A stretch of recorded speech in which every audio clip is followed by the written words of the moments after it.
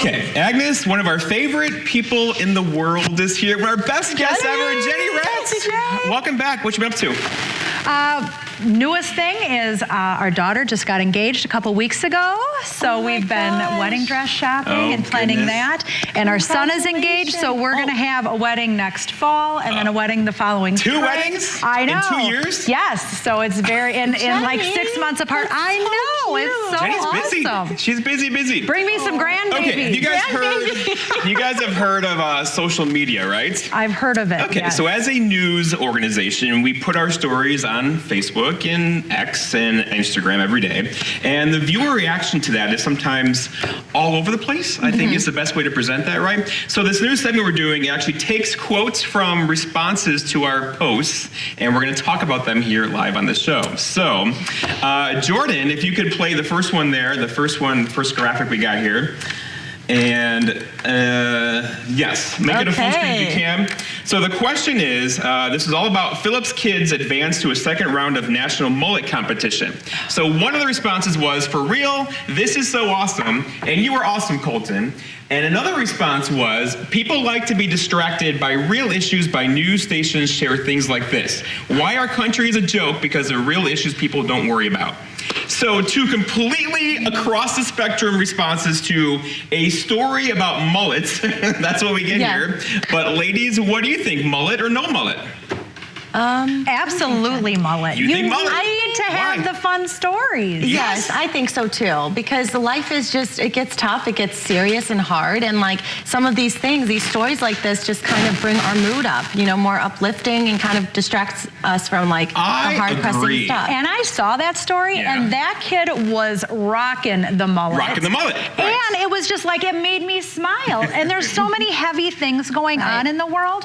And to have this kid with a mullet with his open shirt posing with the hose, I'm like, So this kid, this kid is awesome. I agree with you. So I think the news has to be balanced, right? Because we especially try very hard to have that a balanced approach to all we do, because the news can get really heavy really fast if you want it to be, right? We make it lighter on purpose sometimes because of stories like this. So I think we all agree, mullet stays, live your best life, win the mullet competition, right? And move on from there. Okay, that's a good Let's go to number 2 here. So this was all about Boulder Junction considering opening more roads to riders. Okay, of course, this is a heavy topic a bit.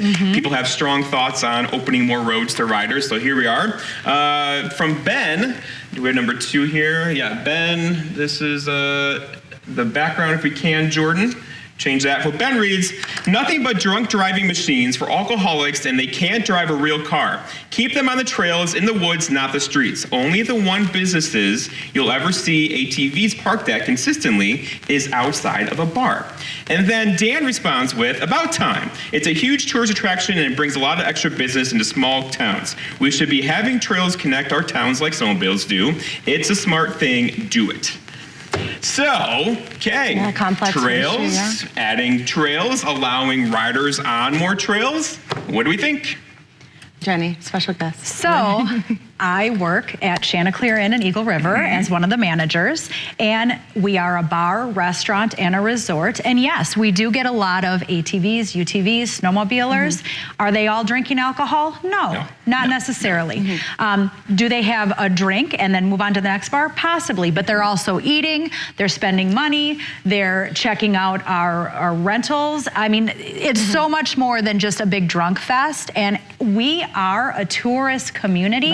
And as evidenced by 2 years ago when we had 0 snow, that kills businesses up here. And we need to have the tourists to support the businesses that we have. Agnes, your thoughts? Yeah, no, I agree with Jenny, because it is a part, it's like a tourist hub. Like the point is to have fun, but also be responsible about it. And like you mentioned, not necessarily it's, you know, not everyone is going to be drinking or going one after another, because there's all these other, you know, you're going to continue snowmobiling and going on your UTV. So I think you have to be very responsible in that sense, and you're responsible for your own self, but also keep it because of, you know, expand because of the tourist stuff, and we need that. Absolutely. Well, we're respectful of all opinions on this show, and of course, Ben and Dan have different opinions here, but I believe what you guys think, in fact, of the more tourism, the better, the more access to bars and restaurants, the better. It's only helpful for a town and a community that depends on tourism for our livelihoods. Absolutely. You know, people are going to be irresponsible no matter what tools you give them. You got to manage that and police that. But yes, don't lower the number of vehicles on the trails. All right, we're going to take a break. Want more when we come back? Yeah. Yes. Okay, we'll be right back after this.